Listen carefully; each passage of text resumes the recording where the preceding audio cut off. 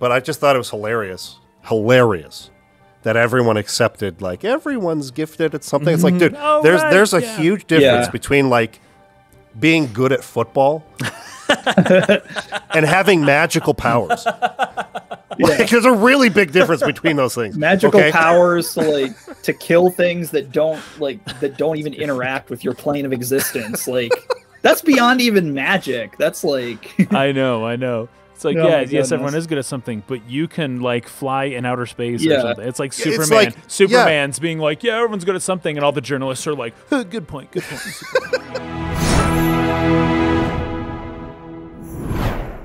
What's up, everyone? Welcome back to the State of the Arc podcast. My name is Mike. My name's Kason. We are joined once again by TJ. How's it going, TJ? Hello. Great to be back. Nice. Glad to have you back. Yes. So, as the viewers are probably noticing at this point, the setup is a little different. Just a little. We probably sound a little different than we hopefully typically we sound do. Better.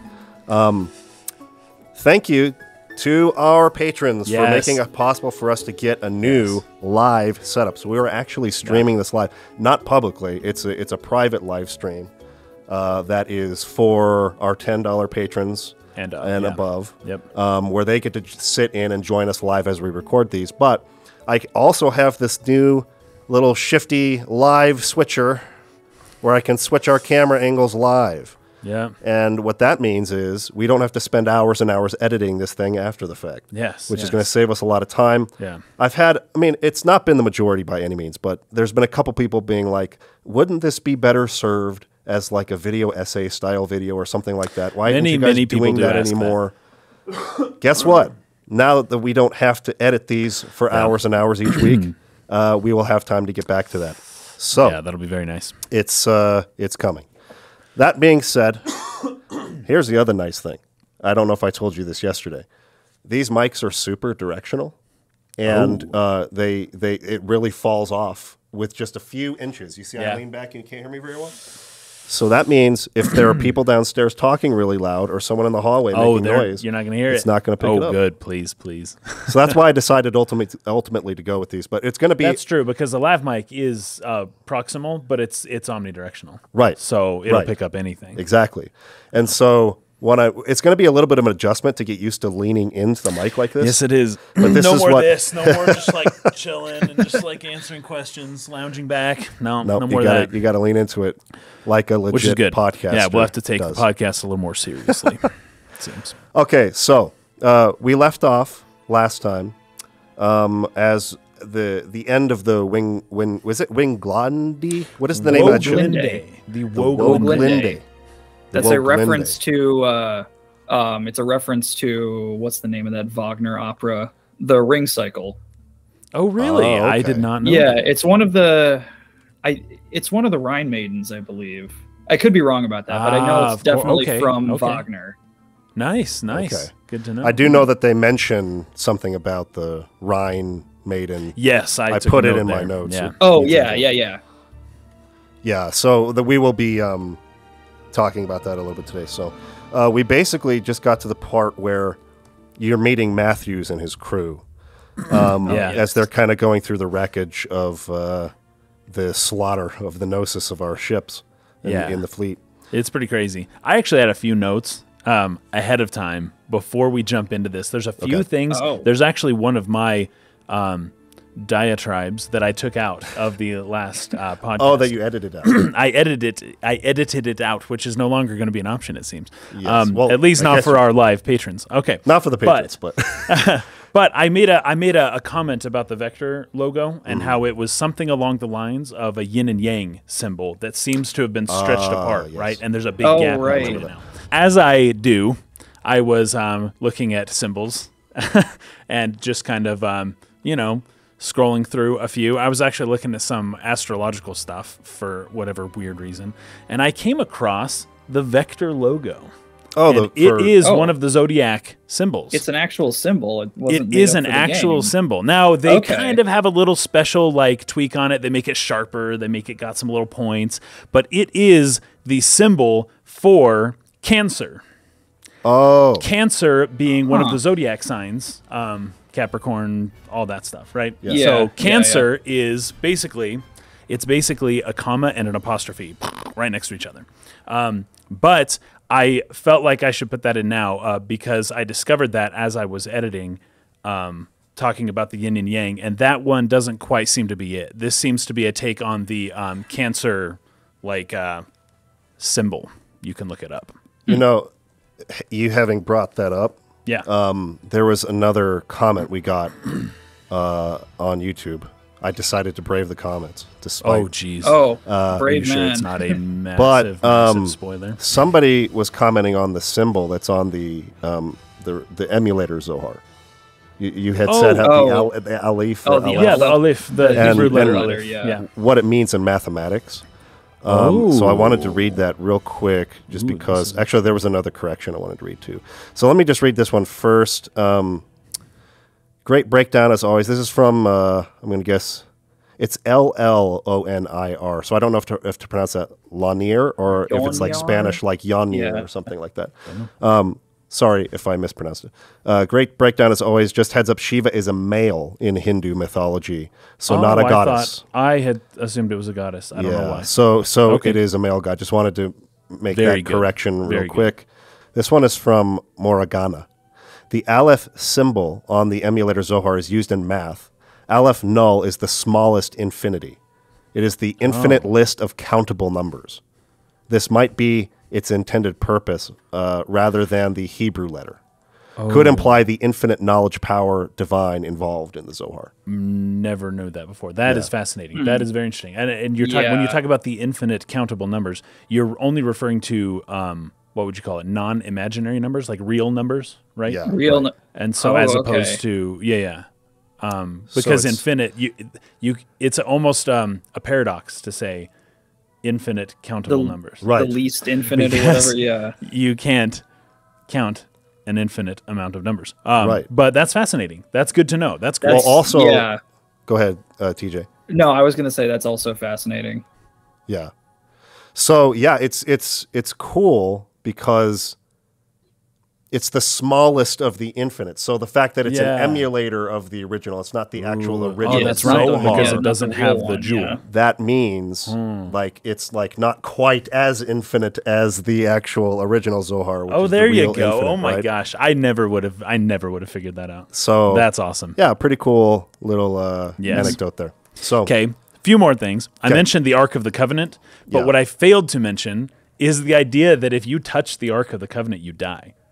Oh, really? That's right. True. But that's what's happening. What happened. Well, I don't know that that's what's happening. It could, we don't know for that's sure what could be happening. Is all of a sudden people are touching you, this thing and they're disappearing. And that echoes something along the lines of, if you touch the Ark of the Covenant, you die. Yeah. And this happens in the book of Exodus. Yeah. Then I've got the Unus Mundus network is symbolized by a snake eating its own tail.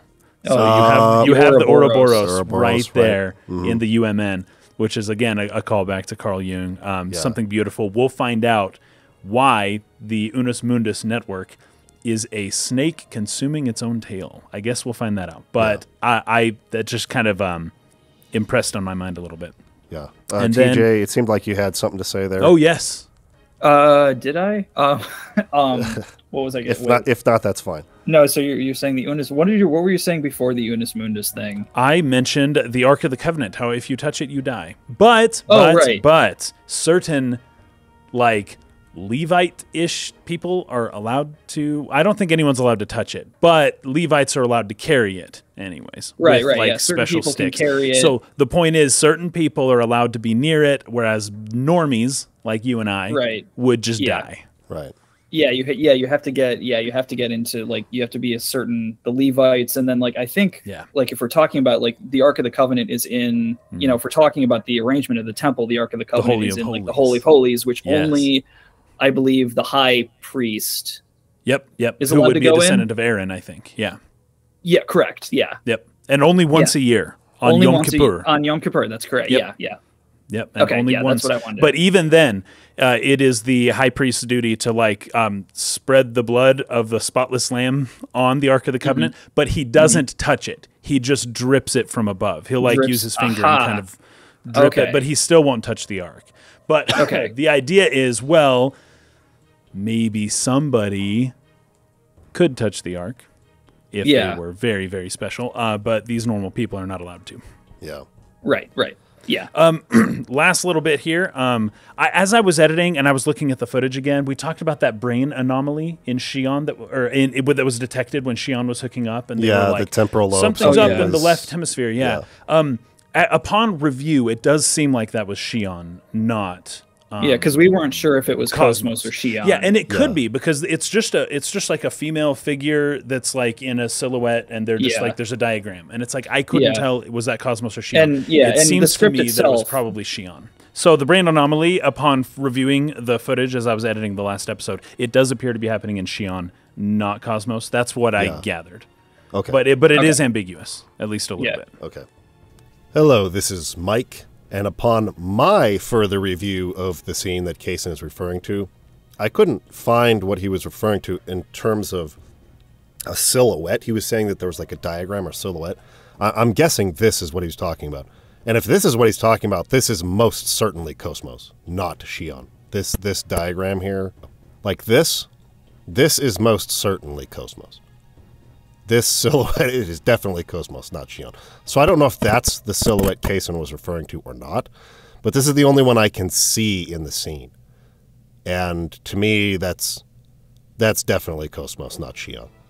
And then the last thing is the word vector for this company, Vector. Oh, that's like a math term. Vector is it's like 2 points. It's like a connection, or it's like the relationship between 2 points, right? Like a vector. But it can also be described as like if you have a like an animal or an organism can be a vector for a disease or something like that, right? Sure. So you'll say vector in that sense as well. So anyways, this is all some stuff. That note on vector is going to be very important as we discuss another company that's introduced through the course of this episode. Right. All right, that's all I got. I just want to get those away before we move on to the next section here. Yeah. All right, so we talked about KOS-MOS calling, it seemed like Margulis or somebody like that, and reporting that it was confirmed to be an emulator, not the original Zohar. Right.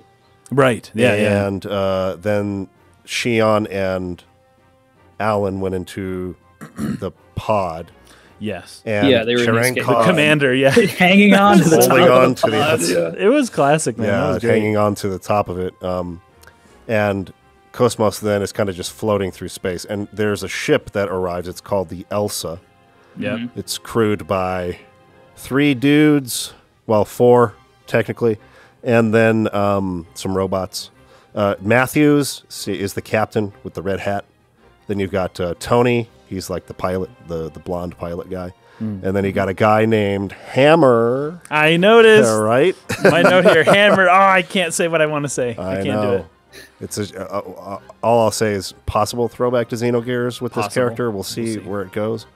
And they are kind of bantering among each other. All of the dialogue in this section, I was laughing at a lot. Not always for the right reasons, I feel like. So they're scavengers, it seems like. They've arrived at the wreckage. They're going to see what they can find. I took down this line in particular, which I loved. You moron, what kind of metaphor is that? Don't be comparing us to extinct animals. Because I think Hammer had said something like hyenas or vultures. Or vultures, yeah. Yeah, and so like... Don't you know it's 6000 AD? I liked this as like cheesy a line as that is, and as weird as it is that they would reference something like an extinct animal that they would never talk about in like a regular conversation probably. It's just like another thing, kind of like the pilot of the Waglinde, who was talking about coal and like chemical propulsion. Yeah, the metaphors being old metaphors and then calling out that it doesn't make sense. In order to that's funny. Place us or remind us again, we're like really far in the future here. Yeah. So comparing what they're doing to vultures and hyenas, which would be extinct animals at this point, it was just kind of a funny line. So I liked that. Matthews refers to himself or the group as recyclers. He likes that better than scavengers. Scavengers, right? Yeah, trying to put a pretty face on what they're actually doing. Right. I'm assuming we're going to learn more about them. I do remember Alan talking about how they may be affiliated with the Ku. What was the name of that organization? The Kukai Foundation. Like a Japanese word. The Kukai Foundation. Yeah, Kukai Foundation. Yeah. Kukai. So I feel like we still have more to learn about, like, exactly how shady what they're doing is or not. Yeah, who was it? It sounded like maybe Alan or somebody was really not pleased to find out about the affiliation. Yeah, he didn't like it at all. Yeah. And it's like, what are we doing with these guys? But yeah, and then I think if it's the same conversation I'm remembering, and Shion sort of calls him out on like, hey, that's kind of racist what you're saying. Yes. Right, yep. That's it's right. Like, because Alan's like, oh, that place is just, there's like mutants everywhere. And Shion's like, hey, and buddy. Now the fact, so the fact that Shion used the word racism, because he said mutants, right? Yeah, I think... I don't know exactly what he's referring to, but it sounds like they're probably like human people. I took a note on this. I took a note on this, and we'll get to it again later, but like I think what he's referring to is not the mutants themselves, but the people in the Kukai Foundation who make the mutants. Because she was from the planet where they were doing that. And this is Miltia? Miltia, yeah. Oh, okay. The old Miltia was where I think the experiments were made where the mutants were created. So I think she was saying that's a racist thing to say about Miltians or something who like live that. There. I gotcha. But anyways, we'll get back to that. Okay, so Hammer says something about finding a geocrystal. And it's like, oh, like it's out there. So they go towards it, and I think it's Tony who starts to freak out. Oh, that's not a geocrystal, you idiot. That's a corpse. Yeah. And I really it's liked Cosmos, it because right? it's KOS-MOS. Yeah. And KOS-MOS is not human, right? Like KOS-MOS is, I don't know what material she would be constituted of. Yeah. But like, I kind of liked that touch that she was mistaken for this, whatever geocrystal is.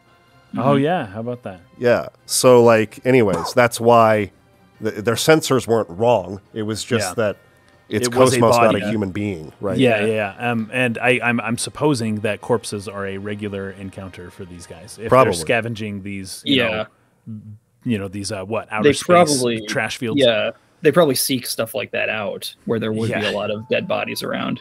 Yeah. It's almost like a tornado chaser, right? Sure. It's like you chase those tornadoes, man, but there's aftermath. You're going to find some stuff. Right? Yeah. So here's a line that I really laughed at. Oh, no.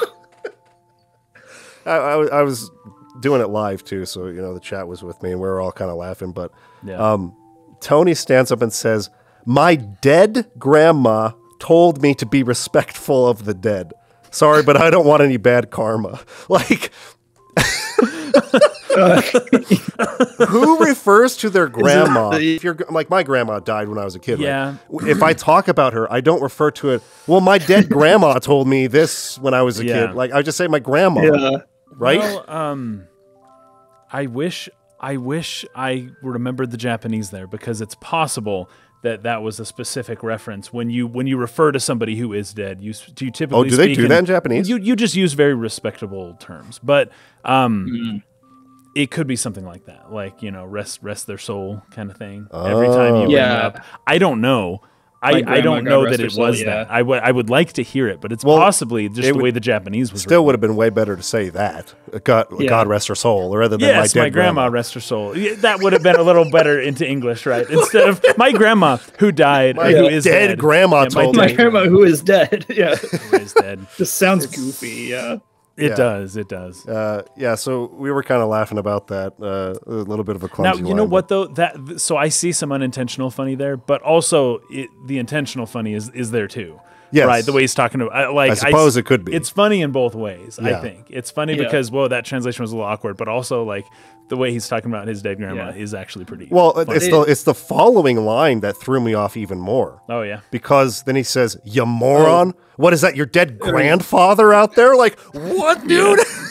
Oh geez. I think they're just all supposed to be dumb. Maybe that's why the specification that this was his dead grandma he's talking about. Maybe that's why that was important. Because that was the next line is the dead like the setup for the punchline. Something like that. Yeah. It's still really clumsy and funny. Oh, very much. But then after that, like Hammer's talking about how cute she is. This assumed corpse. Yeah. And Tony says, she's turned the other way. It's a shame we can't meet face to face. This is a fetching dead person, dude. I know. What are we doing? That is pretty jacked. What are we talking about?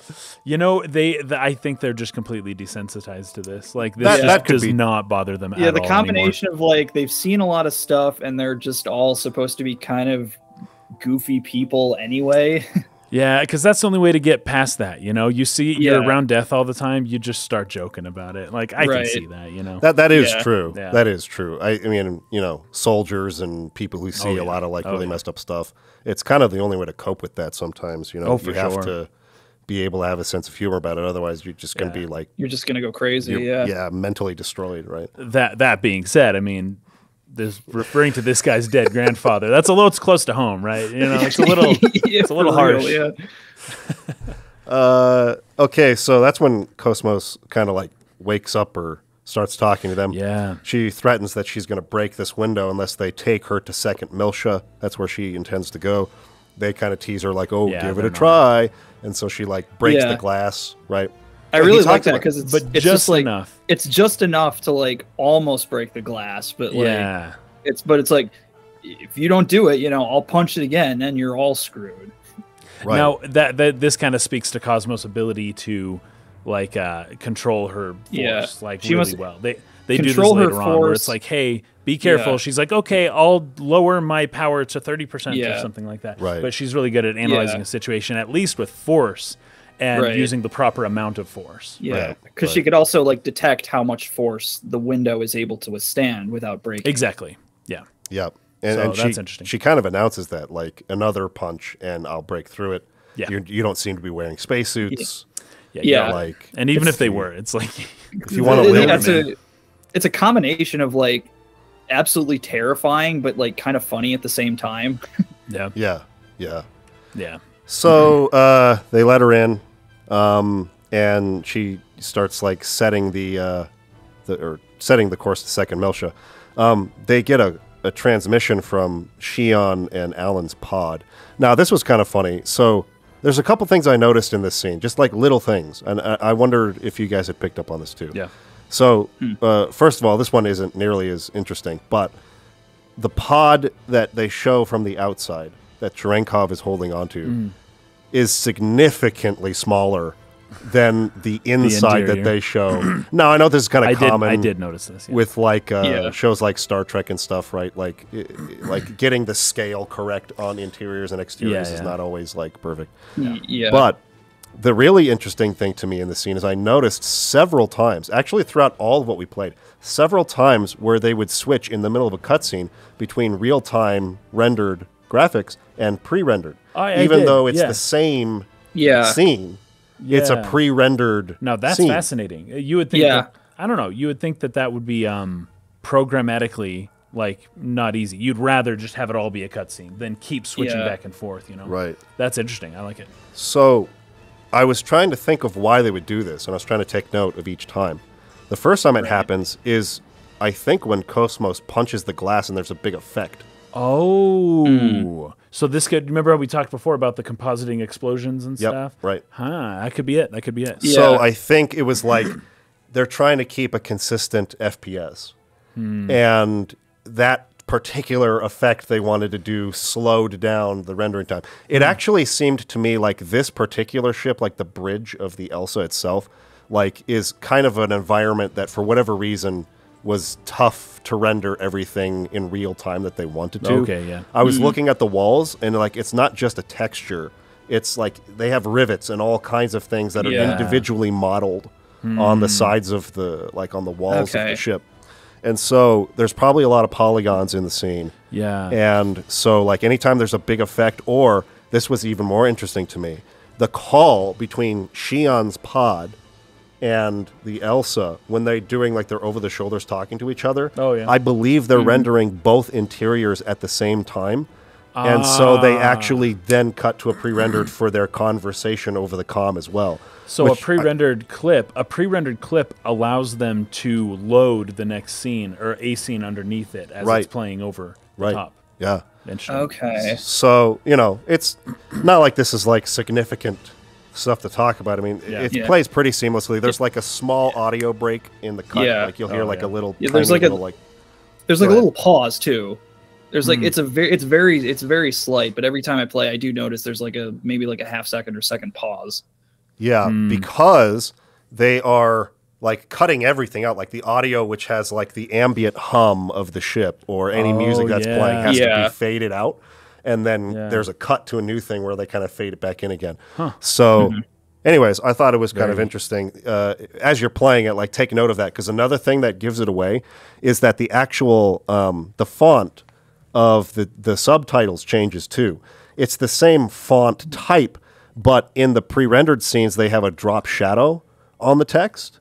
And in the real-time rendered scenes, it's like a stroke, like a black stroke around the text. I have noticed that, yeah. And so anytime you see that, that means that you're watching a pre-rendered video, not a real-time rendered, like the in-game engine that's cool. sort of going on. So we were kind of taking a look at that. I thought it was pretty interesting.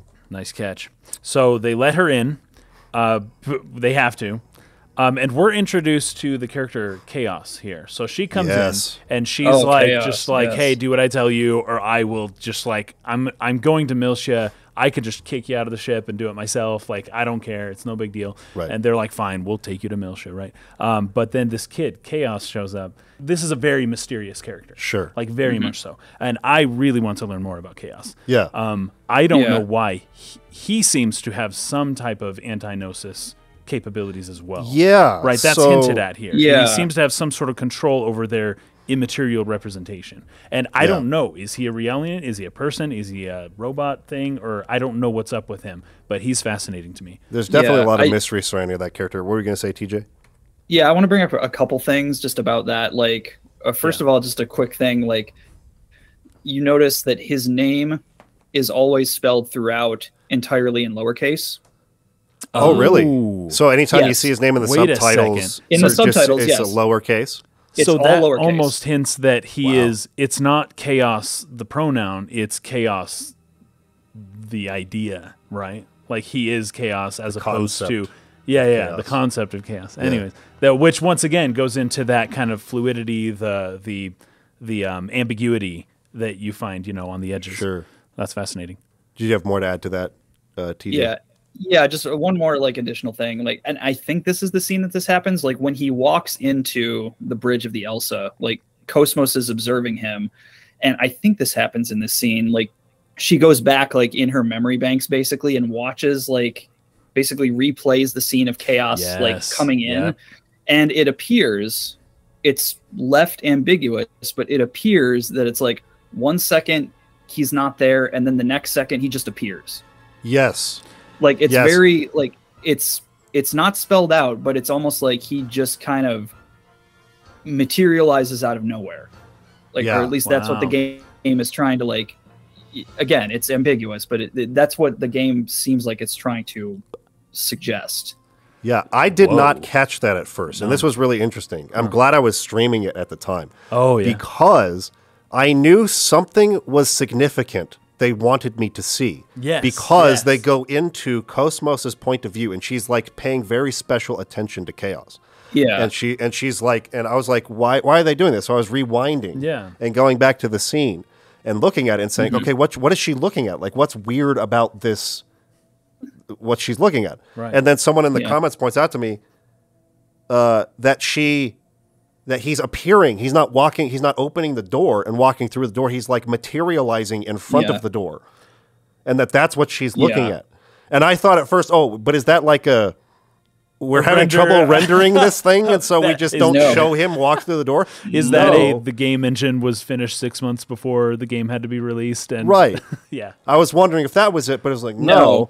They're what they want you to look at there is the fact that chaos is like teleporting into the bridge of the ship. Wow. Which was like, okay, who is this guy? And and KOS-MOS in particular, like, seems to be very fixated on like what is going on with this guy. The other, like the crew of the Elsa either didn't notice or like maybe this is just normal and this is just what chaos does and they're used to it. Right. But like either they knew and didn't care or they didn't know. Yeah. again, it's ambiguous. But KOS-MOS, for whatever reason, KOS-MOS specifically is like kind of, there's something about that catches our eye, and we don't know what it could be at this point. Yeah, and KOS-MOS more or less keeps it to herself too. Right. So it's like, it's not just Chaos that is like super interested in her. She's also cautious or interested about him. There's something about him that's interesting. Something about There's another scene later on with Ziggy, where same thing happens. He's like replaying something back in his mind, and I can't tell exactly what he's looking at. We'll get to that later. But yes, I had the same issue. Yeah, they do this, and it's like right. Yeah, but we'll get to that. But this game, you've got to pay attention, man. If you miss it, it's kind of exhausting. You know? Like the amount of stuff and like just how quickly it's like. Yeah. So I'm like, whenever I play it, it's like, thank God there's all these like kind of jokey scenes and sort of like, making fun of Alan and like Captain Matthews acting like a goof. It's like, oh, good, some room to breathe from all these mysteries they're throwing at you. I know, and they've introduced us to dozens of intriguing mysteries at this point, and it's like, okay, we're putting them all up on the shelf right now. And at some point we're going to get some answers, but we're still early on. So very early. I am not complaining. Yeah. So let's see. Let me come down here a little bit. Oh, so we kind of skipped over the conversation that Shion has with KOS-MOS. She's like yelling at her, like KOS-MOS, and this kind of goes throughout the whole scene, even when they're still in the pod, right? Is this what you're talking about? Okay, yes, exactly. Because she threatens essentially to kill herself and Alan. Yeah, because KOS-MOS will not listen. Like KOS-MOS will not rescue them. Because she's like, oh, just wait 20 hours. The new fleet will show up, and like they'll rescue you. And so the safest place is for you to stay put. Yes, but Shion is like, shut up. I am going. Of course, I'm safe here, but I'm coming with you. Yeah. Well, and then there's also the fact that like, Alan quibs about like, oh, we'll starve in here or something like that before they come, and Shion's like, oh no, like you'll die much before then. You'll suffocate in 48 hours. Yeah. Your oxygen's only going to last 48 hours, so like, but that's very unlikely to happen, right? Because someone is going to come pick you up. But Shion is losing her control over KOS-MOS, and it's increasingly bothering her. And this goes all throughout the scene. So she's like yelling at her, like KOS-MOS, like a parent to a child, like, listen to me, you're going to do this. And KOS-MOS like, no, I'm not. Like, I'm a weapon. Like, I have another mission. I have a protocol. Like, you're not like my commander. All these things. KOS-MOS is much better at analyzing the potential results of a situation than Shion is. Sure. So Shion's like, hey, do this or this, and KOS-MOS is like, I'm way smarter than you. There's like a 2% chance that's going to happen, and there's a 30% chance that what I think is going to happen is going to happen. So like, screw you. This is how it's going. Right? And until Shion, I'm pretty sure threatens to kill herself. Yeah. What? Yeah. I'm pretty sure that Shion, like in KOS-MOS's programming, or so Shion thinks, like, following Shion's orders is supposed to be KOS-MOS's like prime directive, basically. Okay. So like the fact that KOS-MOS is like, no, I'm going to do my own thing. You're going to just stay here and wait to be rescued. Right. Like, this is like Shion's like, this is not what I programmed. This isn't you. Right. Like, yeah, exactly. Who is giving you, like, if I didn't do this, so where are you getting this? Where are you getting these other orders from, basically? No, well, that brings back to my mind where they were like, oh, we've never seen this, when they were like in the simulation or just after, we're like, oh, it's evolving. The network is growing faster than I've ever seen before. Yes. Like whatever happened there probably reprogrammed KOS-MOS. It could have some effect. Right. Yeah. And the question is posed to Shion later on, like, did you write her whole, like, did you create the entire framework for all of her code and everything? And she's saying yes. Right. And so, but she didn't do that. Right. So either KOS-MOS can, like, write her own code, which is probable, or she's getting orders from someone else. Yeah. Yes. And we already know that I believe KOS-MOS did report something that made it back to a person in the last episode. Right. And so someone is contacting KOS-MOS that I don't know if Shion is aware of that. I would guess that Shion is not aware of this. Shion, yeah, as far as we know, Shion is not aware of anything else that's going on in KOS-MOS's head. Yeah. Yeah. So, she threatens to like open the pod and kill themselves. And she, I think, KOS-MOS doesn't buy it. She tries to call her bluff at first. Yes, but then, which is crazy. Like begins to initiate it, and Alan's like totally panicking. Alan's, she's serious, like yeah. And so, Alan, dude, what a joke. KOS-MOS, and this was interesting. Shion knows something because she knows KOS-MOS can't let her die. Yes, yes. So she has at least that trump card to get KOS-MOS to do what she wants her to do. And also, I think she has some idea that she is helping the world, right? Like, if KOS-MOS gets out and Shion is not there to contain her, KOS-MOS could destroy the whole universe or something along those lines. Like, it feels like this is nuclear secrets, and Shion is like, I'm not letting her out of my sight. Right. Right, because if she gets out, and I'm the only one who has, like, certain codes that you input and then either wake her up or probably put her to sleep. And she needs to be present. Otherwise, who knows what KOS-MOS does on her own. Right. So, KOS-MOS gives in. She says, fine, but like you're slowing me down on my mission or whatever. Yep. Yeah, it was Chaos, I think. It was Chaos, I think, that you're right. convinced KOS-MOS to let them on. Or interesting. Yeah, so he had a connection. Yeah, Chaos was at least, why not help them out, you know? Like, and that's sort of what, who knows if KOS-MOS would do it anyway, but it was him that made the initial suggestion. Right. It was like his presence and the fact that KOS-MOS gets a little distracted by who is this, right? Or whatever it is that she's thinking. And he does make the suggestion, that's right, to just like bring him in. So they do. There's a lot more sort of like power struggle between Shion and KOS-MOS. Yes, she's yelling at her for trying to leave him behind. She's getting more and more frustrated. And she still just can't believe what KOS-MOS did to Virgil. Like, that's really shaking her up. Like, she doesn't know KOS-MOS all of a sudden. Yeah. There's this thing that she created. She's the mother. She's the programmer. And all of a sudden, she doesn't know it anymore. And it's like, what happened? Is this the scene where KOS-MOS is trying to get Matthews to take her to Second Miltia? Where Shion or KOS-MOS is? This is still when they're all together. Or like I know that I know at a certain point like KOS-MOS requests like asks Captain Matthews like, can you take me to Second Miltia? And Shion's freaking out about that too. Okay. Yes, this is the same. I believe this is okay. Because that's another thing. Like, why do you need to go to Second Miltia, KOS-MOS? That wasn't in your programming either. Right. And Shion is suspicious of that. So she's yelling at her about this.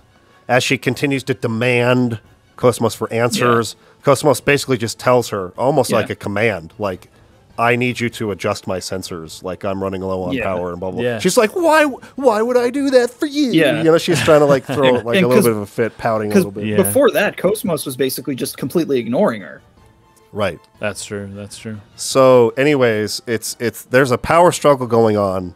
Shion is not liking this one bit. And KOS-MOS is more or less just doesn't care about her, other than she has to keep her alive for some reason. Right. So then we get a scene where Chaos kills a Gnosis and tries to explain it away, saying that everybody has one special skill that they're gifted at, and everyone except Alan just accepts that answer. Yeah. Yeah, it's interesting that Alan, of all people, is the one that like has the only sane reaction. Everyone else just kind of waves it off. Yes, but at the same time, no one cares about Alan. Like no one listens to him. He's got no charisma. He has no presence. People don't even know his name. People like keep questioning, like, wait, who are you? Wait, you're still here? What are you? Who are you? Who's this guy? And it's like he's been there the whole time. It's so funny. And it's a running joke throughout the rest of the game, and it never doesn't get funny. Yeah, it's never not funny. Good. Yeah, so like, it's really interesting because just one sort of lone Gnosis that was left behind, I guess, apparently comes through, and everyone's freaking out, and Trenkov is like trying to shoot it. I just don't understand the point of even trying to shoot a Gnosis. I was thinking about that, and if maybe it's just like they're in the moment, like your brain just goes crazy it's like, oh my god, I got to do something. Like not Otherwise thinking you just rationally. Die. It's like, oh, I have a gun, might as well. Even though like, just sitting here like thinking about it more analytically, yeah, of course it doesn't make sense. But well, but have you ever run away? I would think, right? You could run. Yeah, that's true. Like, well, I mean, I guess. So at least corner yourself and then use the gun, right? Like, yeah. Like, fair enough. I mean, how far can you run on a ship? I guess, but but the first instinct hide or something would be more effective than trying to shoot the thing, because it just doesn't do anything. Yeah. And maybe, I mean, Sharankov is a soldier, so maybe it's like, maybe his first instinct in like most situations is just to shoot. Fair enough. Yeah, fair enough. Guess that's true. Yeah. But anyways, he's trying to shoot the thing, and then Chaos just like sort of nonchalantly, very calmly walks up and like just touches it, and it just fetching dies. And everyone is like, what the hell just happened? Yeah, this is what makes Chaos so interesting. Yeah, not just die, like kind of just slowly vanishes into the ether, basically. Right. Right. Whatever power it is that he has, it was different. And the fact that, I mean, like Kason was saying, this builds a ton of mystery around Chaos, because the military had been designing KOS-MOS, I would think, for a really long time. There were prototypes before this, and they've been building this weapon forever. And to their knowledge, this is the only weapon that is effective against the Gnosis. Yeah. So clearly they don't know about this Chaos kid. Yeah. No, the Chaos Kid. The Chaos Kid, whoever this is. He likely comes from a lab experiment or a government program. Do mention something about that a little later. Yeah. So right. Anyways, there's likely reasons for it, but as we also are introduced to later on in this episode, there are other private companies that make arms for the military, right? Right. And so there are several competing companies that could be running experiments and doing different things. Yeah. Right. So but I just thought it was hilarious that everyone accepted, like, everyone's gifted at something. It's like, dude, there's a huge difference between like being good at football and having magical powers. Like, there's a really big difference between those things. Magical powers to kill things that don't even interact with your plane of existence. Like, that's beyond even magic. That's like I know. It's like, yes, everyone is good at something, but you can like fly in outer space or something. It's like Superman. Superman's being like, everyone's good at something, and all the journalists are like, good point. Good point.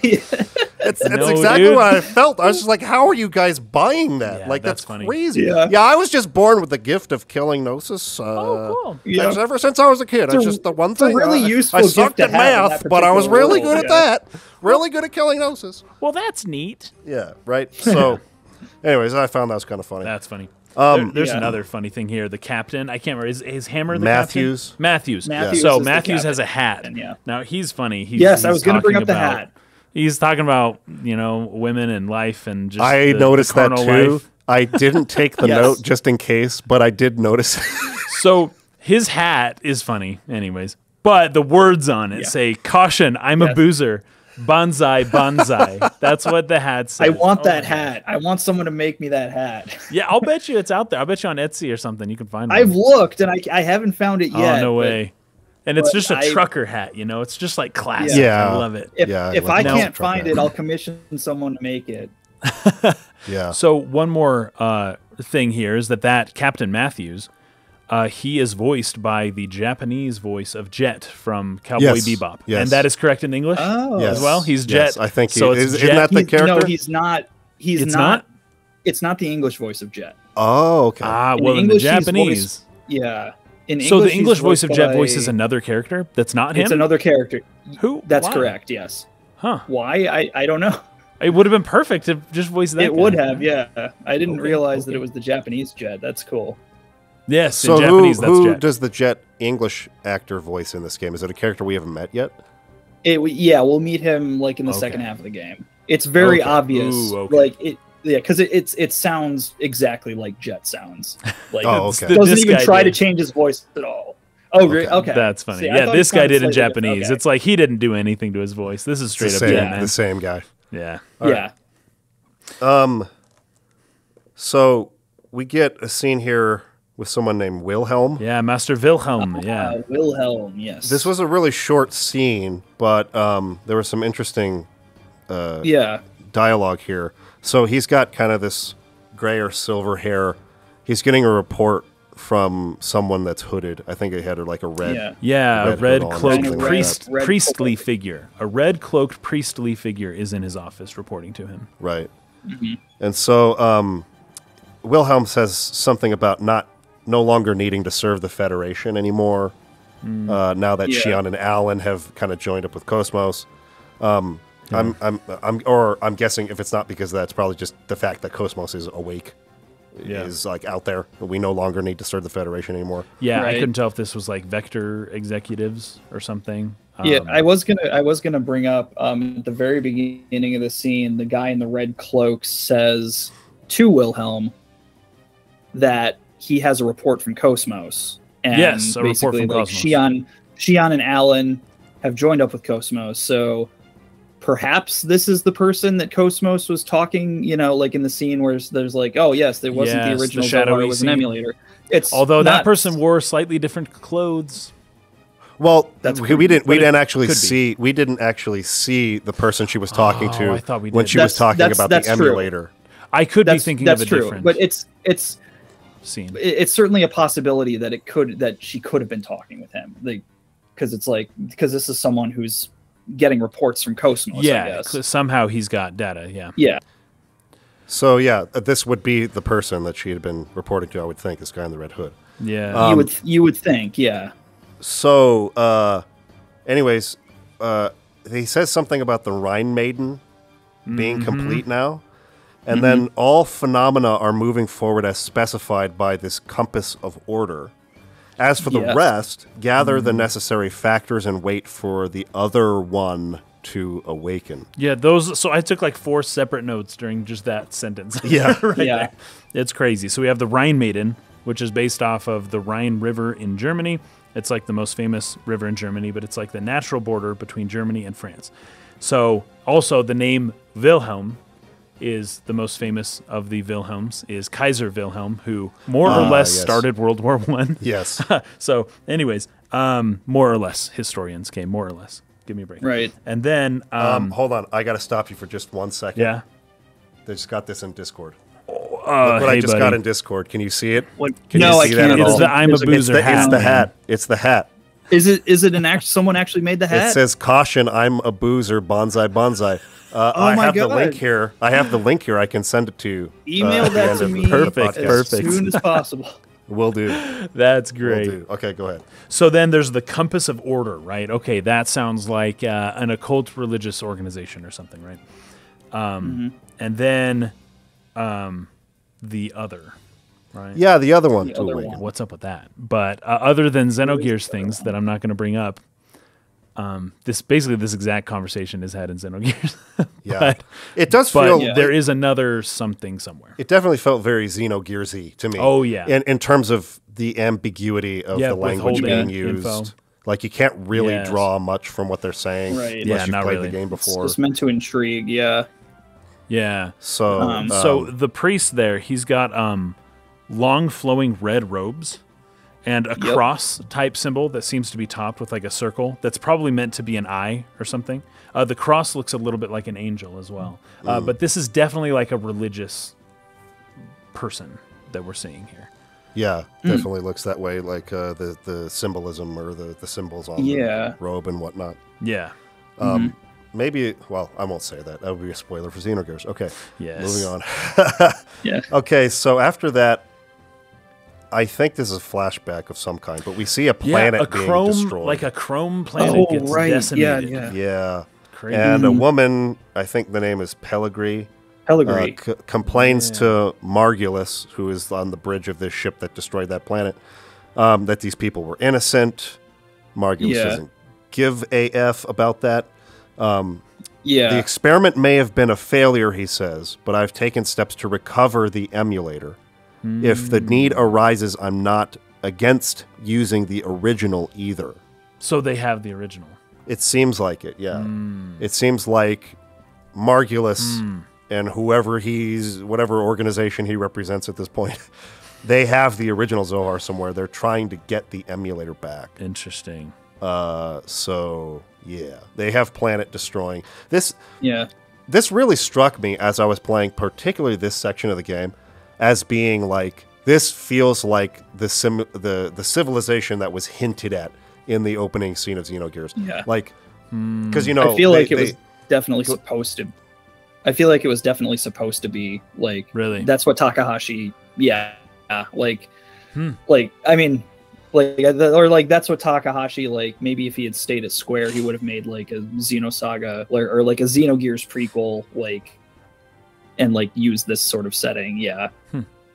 Yeah, because like that's basically what happened with Deus being activated, right? They were like, they destroyed a planet, and the whole reason why they were transporting it at the beginning of Xenogears, the Deus system, was because they were trying to dismantle and decommission because it was too powerful. And like here we're seeing they're using, you know, similar levels of power drawing from a similar source, I'll just put it that way, to destroy planets. Yeah, so, and I want to say something really quick about the planet that was destroyed. Like in a sense, you're correct in that it was destroyed, but if you look at the scene, like how it plays out, it's sort of like illuminates really quick, and it almost like it's not destroyed. It kind of just vanishes into thin disappears, air. right? Yeah, yeah. It wasn't like you know, they fired the Death Star at this planet and it blows up. It sort of like phased out of this plane of existence or something. Like yes. Yeah, so it's kind of like a gravity field opens up and it kind of gets sucked through. Yeah. So anyway, so the question is it gone forever, or that's where what even happened to it at all? Like, right. Yeah. Very Takahashi. So the next scene. Go ahead. Are we still with Pellegri and yes, Wilhelm? Okay. I was skipping to the scene after that. So okay. If you got something so Pellegri is an Italian name. I think this is actually important, the way that this stuff works. We're going to get some Nazi references. It's going to happen. And Wilhelm is German. Pellegri is Italian. Well, the names are Italian. And so we're seeing something of a strange alliance. It's hard to pin this woman, Pellegri. Pellegri or Pellegri? Pellegri. I guess. It's hard to pin her, but she seems to maybe have a little more of a conscience than Wilhelm, possibly. She is questioning him just a little bit in a certain way. Yeah, it just seems that way. Because Margulis is very he straight up says what's 1.5 billion people to us, and very matter of fact, like a billion and a half people just died, and he doesn't care whatsoever. And Pellegri's like, how can you say that? They were innocent, exactly. 1.5 billion innocent people. Like, what is your problem, dude? Like, that's more or less what I mean. So yeah, that's more or less what I mean. So Pellegri is less of the full Nazi German, but she's still fascist. You know what I mean? Like, yes. There's still issues here, but very she's fine also people on either side. Very fine people. Anyways, she's wearing a cross necklace, right? A thick, cross necklace, almost like an iron cross of sorts, maybe. And so she's got this connection with the religion, the religious kind of stuff as well. She has blonde hair and blue eyes, right, with a cross. Is that it for that scene? That's all I got. We're now moving on to my next note is about the Federation capital at Fifth Jerusalem. The orbit Jerusalem. Now, in the Bible, there is a legend of a new Jerusalem. Yes. Somewhere that will come, that Christ will reign in for some time in the future, something like that. So I think it's in the book of Revelation somewhere. But if we're on Fifth Jerusalem, man, that would be Second Jerusalem. Right. So we have gone multiple apocalypses since that new Jerusalem to now we were at the new Jerusalem. Yeah, because in Xenogears, they reference New Jerusalem. Because I think, what was it? It was there's Second Earth. I know there's Second Earth.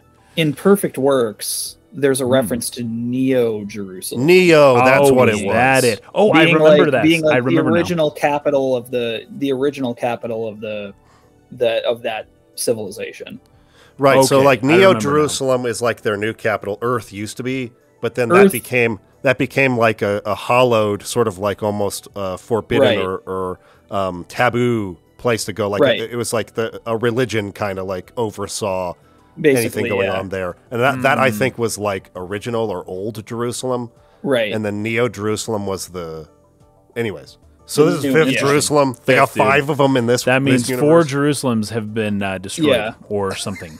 That's pretty rough. Well, we got second Miltia. Yes, and original Miltia. So I guess a lot of planets get destroyed in at this some universe.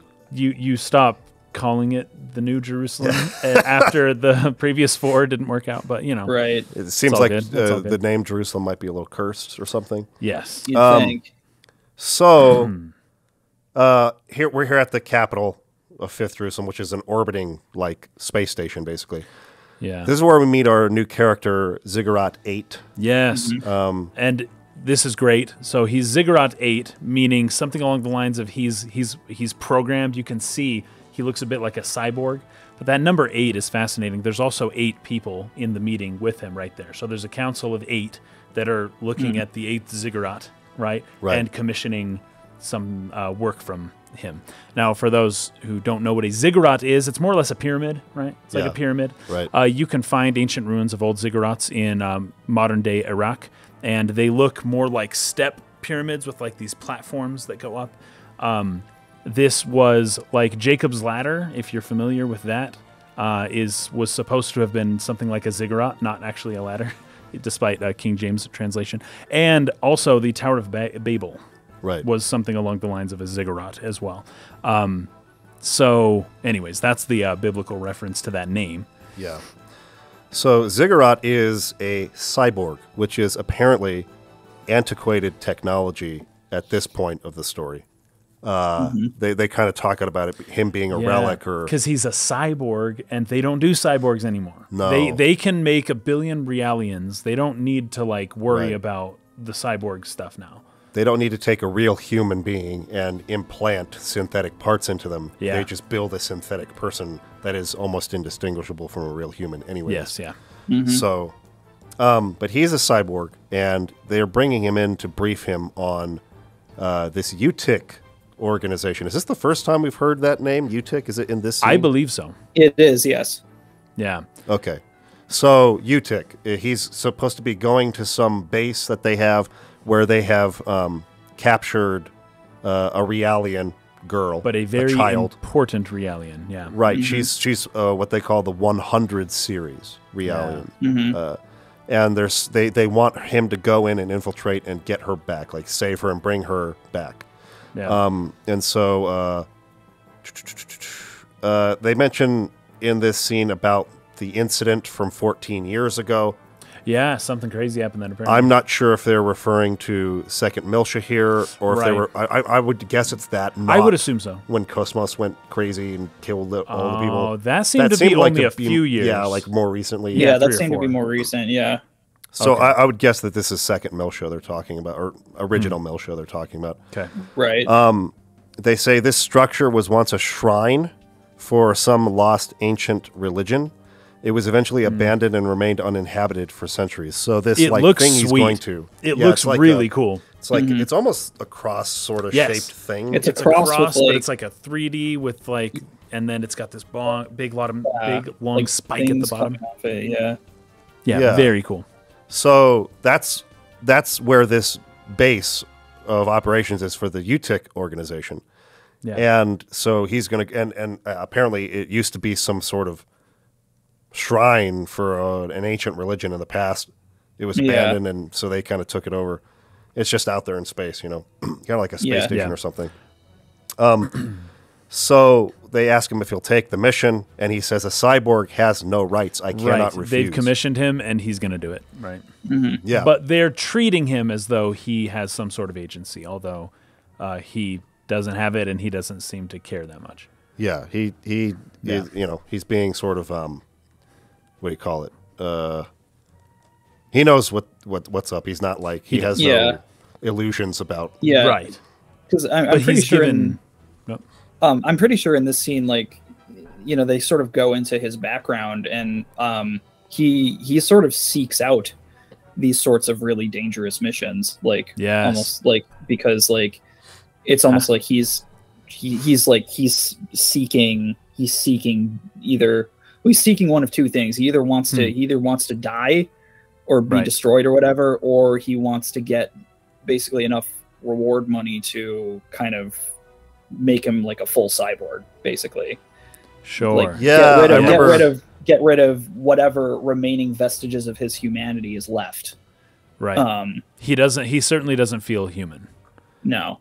Yeah, there's somebody who said something about like he won't truly be dead until the last of his human parts are replaced with synthetic parts. That's right. Then he'll be declared legally dead at that point. Then he'll be dead. Yeah, he'll be dead. And yeah, because he was and I think like there's another part in this scene where one of the committee members is saying like before he was a cyborg, he was, he killed himself. He shot himself in the head. Yes. As soon as he leaves, they bring that up. Yeah, and like one of the other ones is like, "Are you sure we're gonna trust like this guy?" So, I think it's a bit later until we figure out like just what's going on with him. But something something clearly happened to this guy. Yes, and yeah, I mean that's more or less my note here, right? He committed suicide and was resuscitated and turned into a cyborg. Man, is that a miracle or is that just harsher punishment to force someone back to life? And he mentions why later. He says something about being he had like, not really thinking about it. He had listed as an organ donor or something like that. And there's a program that will take organ donors and very literally we are taking your organs and we are using them for our own purposes, even the brain, right? And that's like, ooh, that's crazy. Right. Yeah. So like he didn't have a choice in the matter. It's like they wouldn't let him die because he was listed to have his organs donated. And he lost his free will too. And through whatever they've done to him, he no longer has the option to end his own life, even if he wanted to. Yeah, committing suicide is not in his programming. Yeah.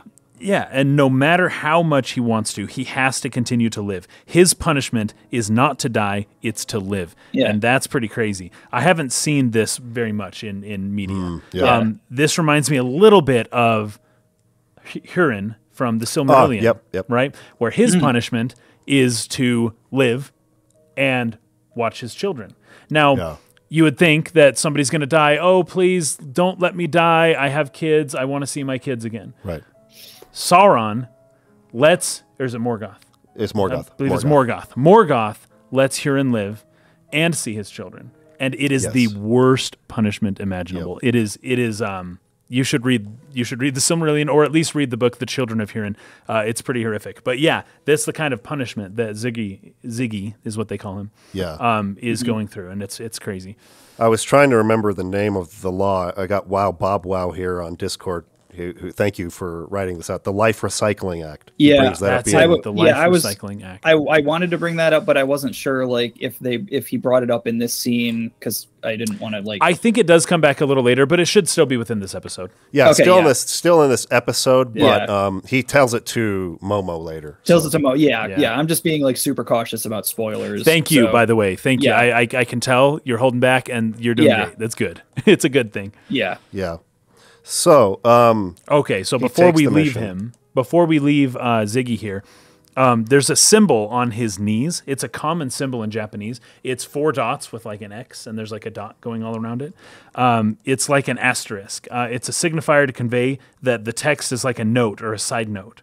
Right, so similarly to an asterisk, it means parenthetical information, something not necessary to the body as a whole, but quite necessary to be conveyed properly. The circles, as we've seen before, and then the 6 circles that are on him as well, that are arranged in like something like a pyramid. That's just, I believe, a callback to the idea of a ziggurat, just in general. That there's something of a hierarchy, right? And I think that's really important. The 6 circles on his body represent the hierarchy. He is certainly at the bottom of this hierarchy. Right. There's one up top, and then the pyramid goes from there, and then there's many at the bottom. So he also has robot hands and feet. So it seems to be only his brain, and only part of his brain that is actually the human part. Everything else seems to be a robot. Yeah, I think they do either say that directly or imply it, that he is very, very, very close to being fully like machine. There's another company here too. They mentioned Ziggurat Industries, and that's where he comes from. That's why his name is Ziggurat. His name is Ziggurat. He's the 8th product of Ziggurat Industries. Ziggurat 8 is basically his model number. Right. Oh yeah, the 8 on his name. Yeah, got it. So, anyways, that's crazy. So we've got Vector making military stuff. Ziggurat 8 makes assassins, apparently, something like that. Yes. Cyborg people. That kill other people. And then we've got UTIC now, right? Yep, UTIC. So obviously Ziggurat, I mentioned the idea of the sort of pyramid type shape that a Ziggurat is. So Vector, I brought up earlier that like a vector, you would say the vector of a virus is a thing, or a vector, like a parasite can be a vector, right? Right. Well, UTIC. Okay, so you're saying the tick. Yeah, it's a tick is in like a parasite. It's a parasite. Yeah. Right? So UTIC is the vector for, anyways, I'm just saying, I don't know what they're saying here, but I believe both of these companies are saying the same thing. In one way or another, these companies are both parasites. And you can see that the way they rely on the military for their contracts, right? So they're kind of parasitical off the government, but they're doing their own plans besides. So they're kind of sucking resources out of the government, but not doing anything beneficial to the people that the government funding is for. Yeah. So you've got all sorts of potential issues there. But yeah, the vector and the tick, I think those are. Yeah, it's a really interesting observation. And as usual, I never even saw the pyramid you're talking about on Ziggurat. It's just 6 dots on his clothes. I mean, it's very hard to, You know. Well, I was even trying to look at like because on the screen, I think in the Federation headquarters, they're kind of in a circle room, right? It looks like the Jedi council room or something like and that. And the chairs are super tall and pointy. Yeah, and there's 8 of them. Very interesting. So on the screen behind them is the word or the letters S.O.C.E. And I was trying to see what the words are underneath it because I think it's an acronym for something, right? And it's got the words underneath. Yeah. Do you know what that acronym is? Because I could not read that. That text was way too low. Yeah, it's S.O.C.E. So yeah, it's Subcommittee on Close Encounters.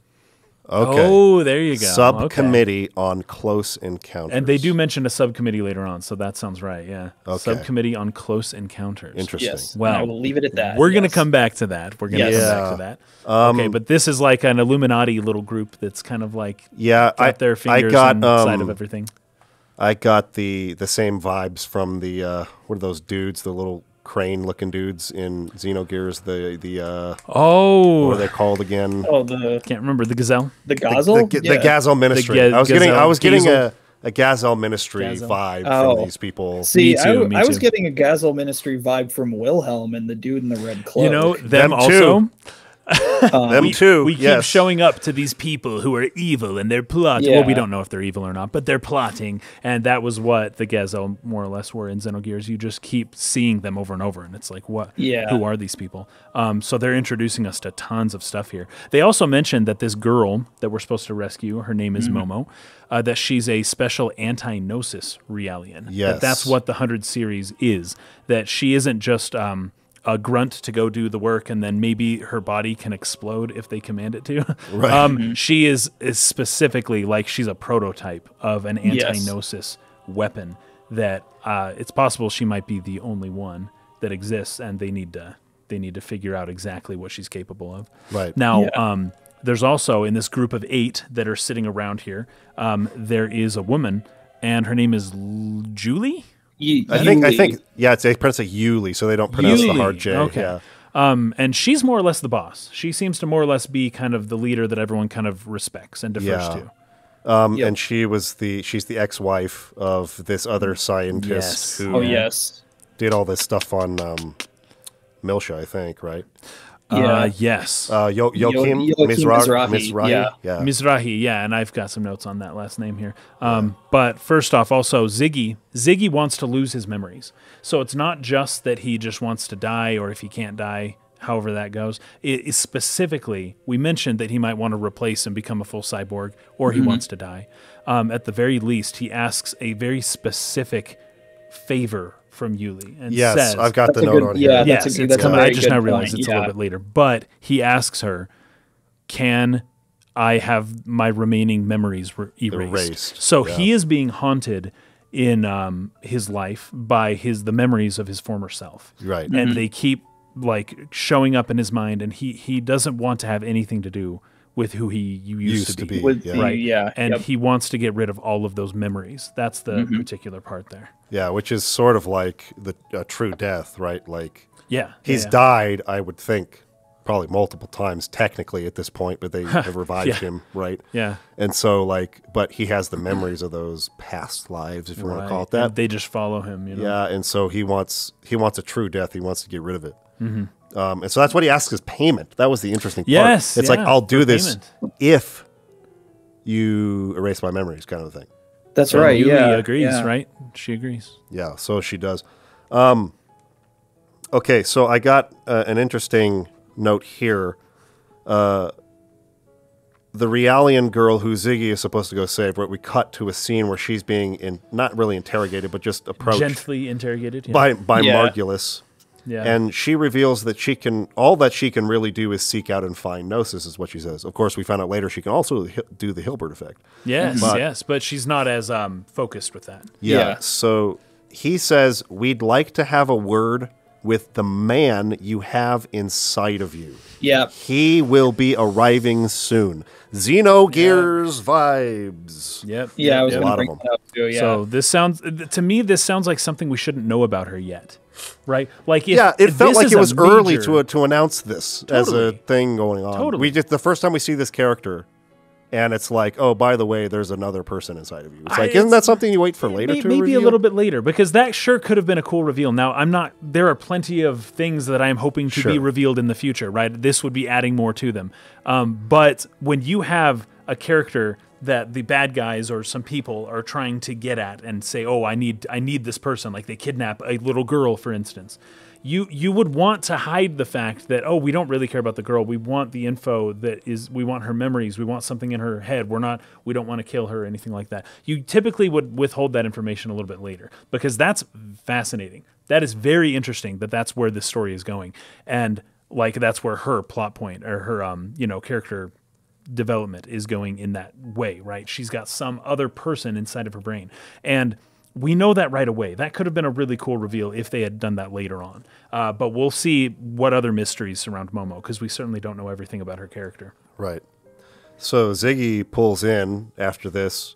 He's got some kind of like... Yeah, he's invisible. Invisibility or cloaking device. An invisibility poncho. Sort of sneaking through. Very Metal Gear Solid 2, kind of like trying to sneak into this place with the what is it? The stealth camouflage, and then yes, no, it falls. In the sneak suit. It stops working all of a sudden, and now the batteries ran out. I forgot to recharge the batteries on my stealth. now a lot of them. Now I have to actually worry about being caught by the bad guys. Very Metal Gear Solid 2. Very convenient. Yeah. But you know what? This is actually a pretty fun part of the game, I think. The sneaking past. Oh, yeah. I laughed at this because his feet are like really freaking loud. They're just they're pure metal. All the time. Pure heavy metal, just clank, clank, clank, clank. And I think they bring up a thing like you can hold down, is it like R2 or something? To go so you can walk slower. But his feet are just as loud either way. And he's making like a big deal about like walking quietly. Yeah. But then you can like target and shoot and explode like crates and things. Yeah. Right in front of these guys anyways. And then it's just a minor distraction. It just distracts them a little. It's just one of those like gamey things that you just accepted back in that time. You just accepted it. And honestly, it did make it fun-ish. I enjoyed this part of the game. I thought it was fun. Yeah. But yeah, so you're kind of sneaking through. If they hear you, they'll chase you and you'll have a fight. Yeah. And you're kind of moving through in the building until you come to where she's kidnapped. Yeah. So she's being held prisoner in a cell, but she says you can't like bust down the door. It's going to like turn on an alarm. It'll turn on the alarm, yeah. So you got to go grab this master key first, which is, I think, in a control room nearby. Then you come back and unlock the door. He confirms that she's the 100 series observational unit prototype. She says she doesn't like being called that. He asks if she's got some other name he can call her, and she doesn't have time to answer because the guard he had knocked out in the front reaches behind and hits the alarm button. So the alarm went off anyways. It didn't matter. Yeah. Didn't matter. He could have just busted the door down. He could have busted her out. Wouldn't have made a difference. Exactly. But then she says, "Oh, Momo. Yes. You can call me Momo." That's what her father specifically used to call her. Yes. It was her father's name for her. Yes. Was Momo. Her dad called And her as Momo. we learned, I think, from one of the previous scenes, Yuli Mizrahi, who is the ex-wife of Joachim Mizrahi, considers herself Momo's mother. So Joachim Mizrahi is the father. Momo is... And Yuli's husband was, Joachim, who, there's a good line here. He was a madman who lost himself in science. Right? Right, yes. Yeah. Now, well, I can't say anything about another game that we often keep bringing up here. But anyways, because it's a little... I was going to say, that's all they say about Joachim Mizrahi at this point. That is it. That he kind of went crazy because of the science, right? Okay. But somehow ended up in this little girl's head. So they do mention that the person inside of her, and this is what they reveal so quickly. I didn't even remember that. They really say it's Joachim that's inside of her? They say, well, okay, they don't say it's Joachim, sorry. They say it's the UTIC, the UTIC founder is inside of her head. Oh. The founder of that company. Oh. Yes. This was revealed. Holy crap, I didn't remember that line. Was this not revealed? I don't know how I would know this unless it was revealed. I read it in the game. No, it must have been revealed. It was revealed. It's so hard to keep track of what was revealed and what wasn't. Okay. But yeah, that much was revealed. Yeah. This is what I have. Whoa, an invisible dude just showed up. He's using Gnosis tech. Is he a Gnosis or a human? Oh, it's Ziggy 8. My next note. Oh, wow, the UTIC founder is in Momo's head? ? My next note is about Mizrahi, the word itself. Oh, yes. So it's during that conversation with Ziggy, and then when they leave and the people come and talk to her and say, like that whole thing, right? With Yuli. So it's revealed. Now, if this isn't revealed... I just didn't pick up on it. I don't remember that line. Okay. But it's very possible I missed it because that's what happens. I'm wrong. pausing and starting and writing notes, and Yes. then I play it again, and I'm still taking a note, and it's possible that they say something and I miss it. So I made this leap of an assumption that the UTIC founder is her father. I am thinking about that. I don't know that. Yeah, I'm checking but script I do right know now. Yeah, that whoever is in her head is the UTIC founder, and her father was a scientist who went mad. So those two things could be separate, or they could be related. Okay. Let me know when you got that looked up, TJ. Yeah. Okay. Yeah. If this is something I made up, I have no idea how I would have gotten that. I have no idea. Because it sounds right. Because the thing is, that sounds like what I mean from a storytelling, structural perspective. Right. Someone important like what is in her head, right? Yeah. And it's probably an important person who is no longer alive because they can't get to this person other than through her. Right. Okay, so I'm gonna. The other not alive person related to her is her father, who also was a scientist. So, anyways, I'm just connecting some dots. So I'll read the script verbatim here because I have it pulled up. Oh, good. Okay, so this is in one of the flashback scenes. So Ziggy is talking to Yuli Mizrahi. So he says, so that 100 series Relian is coded with extensive amounts of research data left behind by the founder of UTIC. That's it. And that's Yuli what responds, Yuli responds, yes, it's data that could affect the entire fate of mankind. That's what I remembered. That's the line I remember. Okay, so I paraphrased it I simplified it by just saying the founder of UTIC is in her head.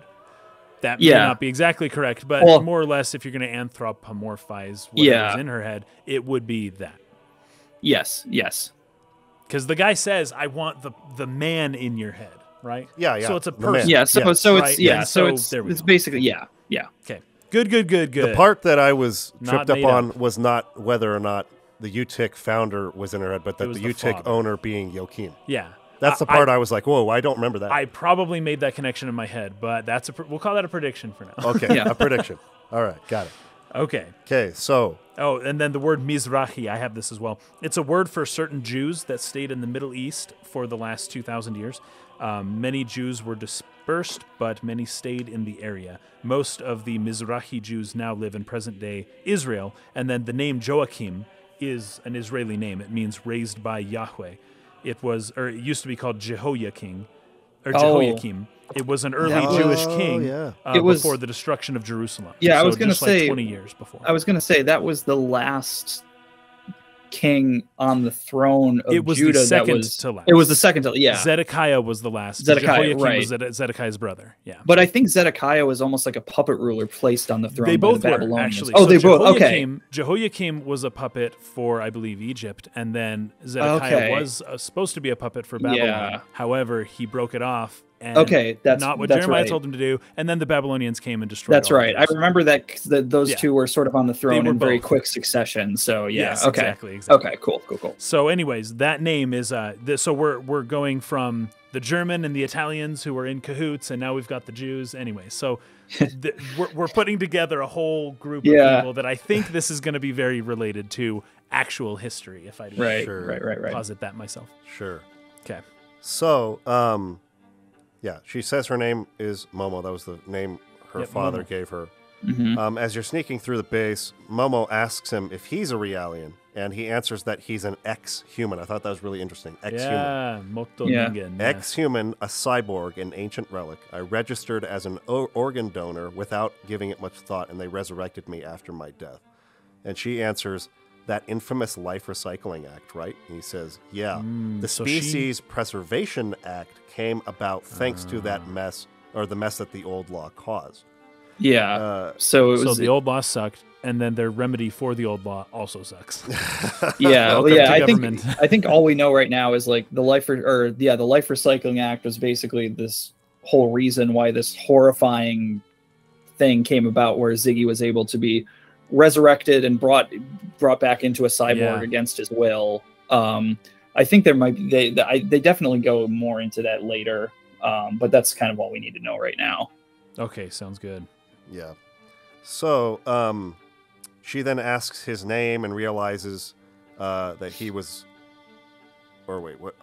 I wrote my note a little funky here. She asks his name, and he says Ziggurat 8, and she's like, "Oh, you were a human once, and you have a name that sounds more like a robot. Yeah, what's your deal? Like, that's not cool. Yeah. Like, I got to give you a more human name." So she calls him Ziggy. But this initiates a flashback for him. Yes, it does. Where he remembers a child, I'm assuming his son, because he calls him Dad in the scene. One would assume that, yeah. Where he gives his child a dog. Now, this is like a cyborg dog or something. Because Ziggy in the flashback says, I wish I could have gotten a real one. And it sounds like, oh, no, it's great. I love it so much and everything. But the child asks if it has a name. And Ziggy says Nexus 6. So I'm guessing it's a model number, Nexus 6. Yeah. Like you were talking about, right? And he says, oh, like, we shouldn't call it that. Like, we should call it Nex for short. Yeah, Nex. So it's almost in Nexy. Exactly the same way that Momo nicknamed him Ziggy, that his son nicknamed this dog Nex. And it just causes that, one of those flashbacks or one of those memories he's haunted by, as you were talking about, right? Yeah. So this also tells us a lot about Momo's character. So Momo talks about how, you're a human. It doesn't make sense for you to have a robot name because you're a person. Right. She doesn't like her robot name. She goes by Momo. Right. Yeah. She thinks of herself as a person. She has a sentience that other Realians do not appear to have. Yeah, I was going to bring that up. Like the differences between like how Momo approaches like her name and how Ziggy does, very much in opposition. Because he wants to not be human anymore. He wants to give up. She wants to be more human. Yeah, and she's pushing him more to be like, no, kind of almost trying to have him retain what little humanity he has left. I like the way that you put that. That's totally. Even though she probably doesn't even I mean, there's no way that she would know like his background, but she just instinctively like, no, you can't call yourself this. Well, here's the thing though. Yeah, there is no way she would know his background. However, as I took this note here, she asked him if Ziggy sounds too much like a puppy name. That is that is uncannily familiar to the flashback that he had just had in his mind. So she tells him, you should be called Ziggy. He has a flashback about a dog called Nex. And as soon as he comes out of it, she goes, wait, do you think that your name's resembles a puppy. Like, how does she know that? She doesn't. How does she know that he was just thinking about a puppy? She wonders whether or not, like, he thinks his name is too silly, like a puppy name. Rather totally. Than, But how on the nose? So you're saying, like, bringing up the idea of a puppy. So she sort of picked up on like that flashback that he was thinking about. I don't know. My question here is: can she read thoughts? Oh, is she bulimic? Can she read minds? Yeah. Did you guys get that joke? You guys don't get that joke. I don't. Yeah, you can read minds. Zoolander, dude. Oh, I haven't seen that. The girl says she's bulimic, and he goes, "You can read minds." Oh, that's right. That's right. I remember that now. Okay. Sorry, man. That's my bad. I should have picked up on that. That's a fail on my part. Yeah. Hold on. I've got a post here from Aiden Uzuki in Discord. Nexus 6 is a direct reference, and I should have known this. Yeah, too, I was going to bring that up to Blade Runner. Yeah. Oh, cool. Yeah. Yeah. Nice. I'm assuming that's just a Takahashi throwing in something because he's a sci-fi nut. I'm guessing it's not one of those references that like means something, like has a deeper meaning. Because in these games, you know, it's like 50-50. Like, I know. Yeah, is it 50-50? Is it significant to the plot, or is it just because Takahashi's a nerd? You know? Yeah, and in that case, it's still disappointing because it could throw you off the trail, or it could make you think things that are cooler than what they actually did in the game. Yes, right. Exactly. So Nexus 6 was a series of replicants developed by Eldon Tyrell and his genetic design team to be more human than all previous Nexus models. So there you go. That's where that reference comes from for the puppy. Okay, so this escape sequence through the sewers as they're running away, this is, 100% straight up copied from the escape in Solaris from those robots that were chasing around. Of course. Right after the scene where, like, the Emperor comes up and like talks.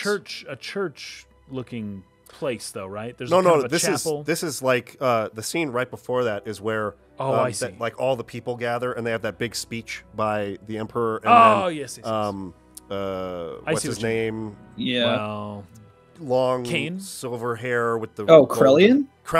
Krellian comes up and he finishes the speech, says we captured everybody, right? And then like these Faye and Ellie get recognized, and they go down into the cellar and they're running away, and there's these bridges that you go like cross back and forth.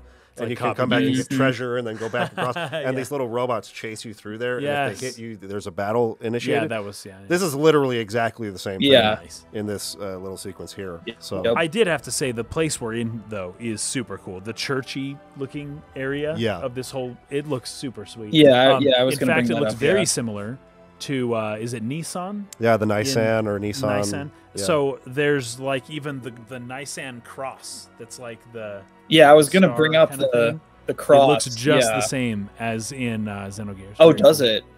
Well, is it the same cross and how it looks kind of like a star? Yeah, I was going to bring up the design of the cross because it's not like a normal cross. It's got that weird sort of design to it. Yeah, it's a little bit different. Yeah, and I didn't get to see a super great look at it, but this temple resembles very much this church. Looks a lot like the church building at Nissan. Yeah. Okay. So they end up stuck in what looks like some sort of storage room. There's like 3 huge like eggs units in there. Ziggy is mentioning how even he can't take on like 3 of those things at once. And she's like, what if I can disable their equipment from afar? And he's like, you can't do that. Are you kidding me?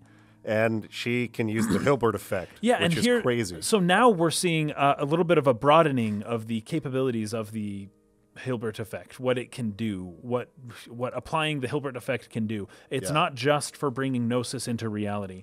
It is also it can be used to focus on different things, and it could also like incapacitate a mech or an egg. Eggs. Right, an egg. Do you enunciate the W at all, or is it just eggs? It's just eggs.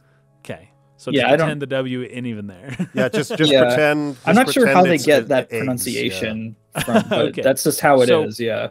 I almost wondered a little bit, like, is the Hilbert effect something that can bring in the unseen into the reality, into the seen world, but it can also do the opposite. It can take things that are seen in the real world and push them out into the unseen. Maybe. That could cause a malfunction on for sure. Okay.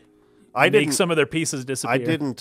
I didn't think of that. That could be. I guess I just thought like adjusting the frequency of the wave itself could just disrupt machinery or something. But that would be interesting if it was that. It could be that there's a more broad use. I'm just stuck on how it was initially used and trying to make sense of it based on that. Sure. Right. So she uses this Hilbert effect, and like all the sensors of the eggs get messed up. But she kind of faints. It like really affects her as well. Yeah. That was something I was actually thinking about while I was playing it. I was like, okay, wait. Why doesn't she do it all the time? They made the Hilbert effect this like ultra powerful thing that only the most advanced weapon they've ever made KOS-MOS can do. Yeah. But this 100 series Relian can use it. Why don't they just build like an army of those so that they can just in this localized way, kill a Gnosis while they're. But I liked what they added to that was that the Hilbert effect also hits the Relians, so they can't continue fighting if they were to do that. She almost like completely passes out. Yeah. So that's a good observation actually, and so that's what makes KOS-MOS so special, where it's like she can use it and still be like good to go, 100%. Yes, can still continue. Like it doesn't affect her. Yeah, that's interesting. Wow. Yeah. So for Momo, I mean, like she can't. It's dangerous, I would think, to use this for her own safety. Yeah. But in limited circumstances or in the right circumstance, maybe it's what. Anyways, you fight those three. It's kind of funny in the battle because they'll like shoot each other from time to time because their sensors are all off, right? Yeah. I kind of like that detail. Yeah. Once you get outside the base, Margulis is waiting out there. That little sword attack he does into the ground with the fire and everything. And it just causes this what do you even call it? Like an earthquake of fire to like firequake right in front of him and blast him back. It was a really cool attack, a really cool effect, and it really sort of like I don't know, it like gave Margulis himself like a sense of menace as a villain that really worked for me. I think his voice actor is really, really good at sort of like exuding that sort of intimidation. So you fight him there. It's not exactly a win in the game, lose in the cutscene situation, but it kind of is because at the you just like you don't kill him, but you do escape. So fair enough. Well, you beat him up pretty good. In terms of like the numbers and damage you're doing in comparison to him, but then the end of it is like he's unscathed. I'm just getting started. Is that all you got? Show me what you're really. Anyway, of course. Ziggy had planted an explosive. He detonates it, and he's kind of running off with Momo, but he gets some like it's almost like he senses something, kind of like Shion earlier with the girl. Like something happens, and he has to look back, right? Yeah. And this is where you see the line of like vehicles, and then there's a blue one. I don't know. I couldn't see anything. I couldn't either. I was looking so hard. I got up and physically walked to my 65-inch television and was like looking as close as possible to see something. Nice. It's got like this red overlay that makes it really hard to see anything. And the UI of his like POV, what he's saying is like really busy. Yeah, there's a lot going on. Yeah. I'm like, what is he looking at? I don't see anything. Is there something we're supposed to see there, TJ? I don't believe. I think nothing specific. I think you're just supposed to pick up. There's something here that he senses.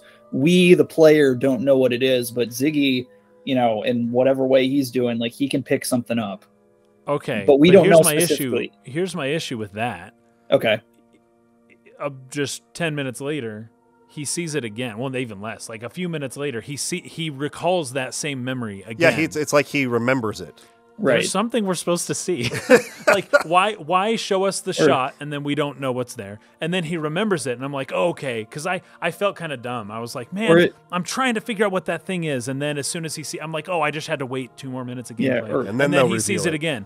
And then I'm watching, and no. I can't see again, it. Same thing. Was it something we're supposed to see, or was it just something like he senses something that like maybe it bothers him, but he's not like... It's probably a sense. Yeah, in fact, I almost could hear it. That's he doesn't always see how... it either.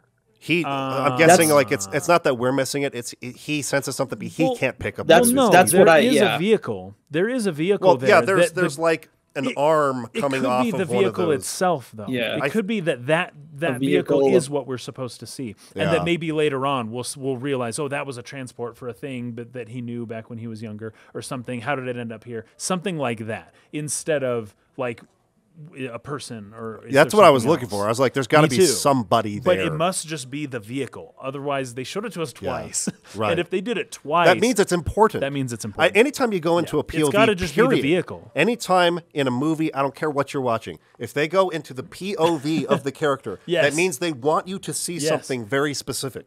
They're trying to show you something. If they show it two times, twice. There's got to be something to that. There's got to be. But I don't see it. I don't see it either unless it's just the vehicle. In which case, I was looking, I didn't see the forest for the trees. You know what I mean? Yeah. TJ, our resident expert on Xenosaga Episode 1, is telling us there's not really anything to see there. No, I mean, that's always how I've interpreted it, is like, there's nothing that you, the player, is supposed to see. It's mostly just drawing your attention to... Ziggy is noticing or sensing something is not right, and what is it? We don't know yet. Okay, but it's not like. But you guys did not. You guys did not miss anything. Okay, thank you. Yes. So we just wasted, I wasn't an idiot completely. Just a little bit, because I tried that hard to see something that wasn't. Well, I mean, to be fair, if you're playing the game for the first time and you see that, it's like, wait, was there something there? Or like, so I don't blame you guys for doing that. Yeah. Okay. Well, that's good to know. Other than, so I think what we're supposed to gain from this is his idea. I sense a presence I haven't felt since basically, yeah. The Clone Wars. Yeah. So Momo asked him too, like, hey, something bothering you? And he's like, yeah, he won't tell anyone about it. Which is exactly KOS-MOS' reaction when she also went into her cyborg view and saw what's his name, Chaos, and then she's asked about it, and it's like, or she just knows, I guess, not to say anything. I don't think anybody. Shion has her own little secrets. So does freaking Virgil, KOS-MOS, and then Ziggy. They're all seeing things that are like presences that are being manifest to them directly, that they have this intuition that they're not supposed to talk about this out loud. They're seeing things, they have secrets that they are not telling anybody under any circumstances. It's not like the secrets thing is more typical for a story, and I think it's fine. They're seeing stuff. Like they're all like, or I guess in Ziggy's case, it could have been feeling, but they're all like intuiting things that they're just keeping to themselves. Right. My guess is once they share info with each other, that's where we'll actually be able to figure out what's going on. Right. Yeah. Right. They all have little pieces, it seems. Yeah. I'm thinking that might be a good place to leave off. They escape. They have to kind of shake some pursuers that are coming after them. They kind of gate out, right? In like hyperspace or something. Yeah, and they eventually shake them. But I think next time we'll pick up back on the Elsa again, where the crew is all kind of having some dinner that Shion... That's good, except I do have one last little note here, and it's just about Momo's...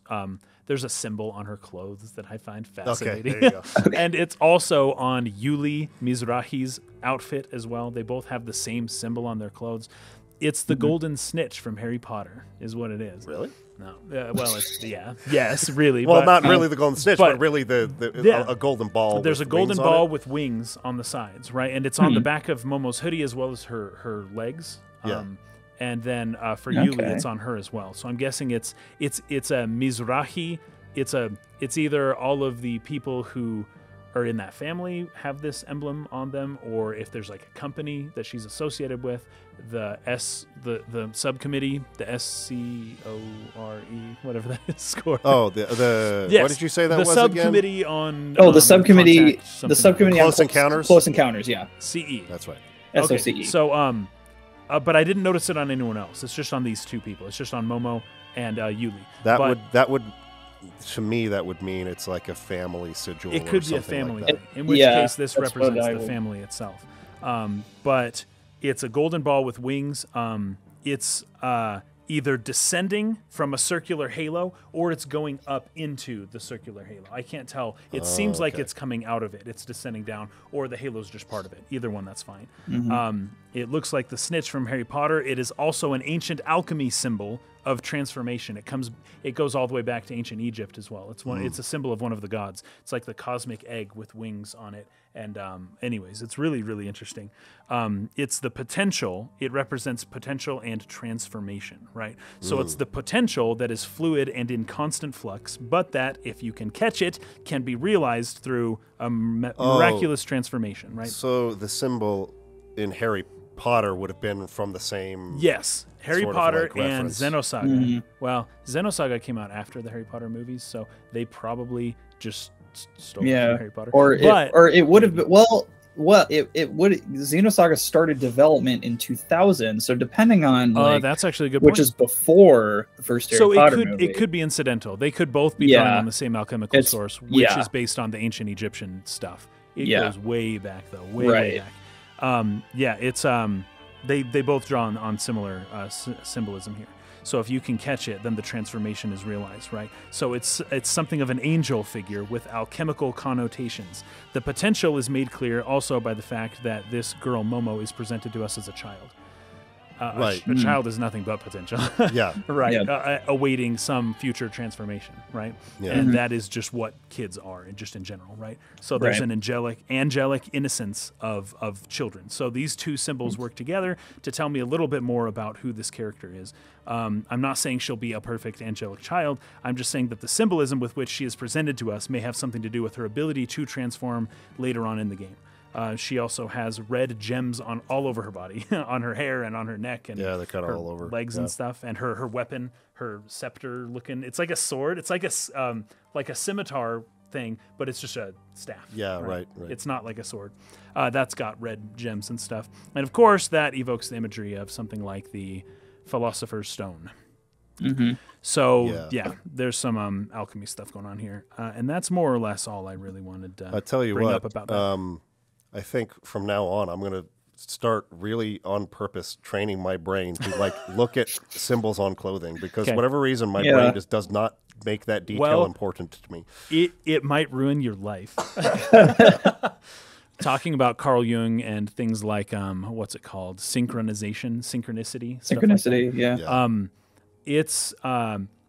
It's cool. It happens to me a lot now. I'll just put it that way. Since I've studied Carl Jung and since I've looked into all of this psychological, philosophical, deep, religious, ancient, historical stuff, synchronicities happen to me basically multiple times a day now. And I'm just I'm seeing things that almost like that schizophrenic people are like, the government's following me. I'm just noticing stuff everywhere that I never used to notice. Is that a product of synchronicity, or is that a product of a aggressively pattern-seeking brain? I think those two things might be the same thing. Might be one and the same. Exactly. You are patterned, but my point is that I'm training my pattern recognition brain to recognize even more patterns. Yes. To really... It's a muscle that you're exercising. It's hone into those patterns. It's on roids. Yeah, it's on roids now. And we'll see if this ends up with me in the hospital or if I can, make it work okay. Okay. Tune in next time to find out. The last thing here is when they escape, I forgot to mention this, there's a little girl that looks like Momo with silver hair, and then a taller silver-haired guy that kind of come into the shot. And Margulis says to them, "You're late." Mm-hmm. So you're late. Another mystery there. Who are these? Who are these? Yeah, it's almost like another. They're almost like alternate versions of characters that we've already seen before. Yeah. Right. There's another Momo. Maybe she's not the only prototype that they made. Yeah. There's more Relian 100 series out there. Yeah, possibly. Mm-hmm. In any case, we're going to wrap up there for now. Thanks for joining us, everybody. We'll pick up again back on the Elsa with Shion and crew. Till then, peace out. Bye.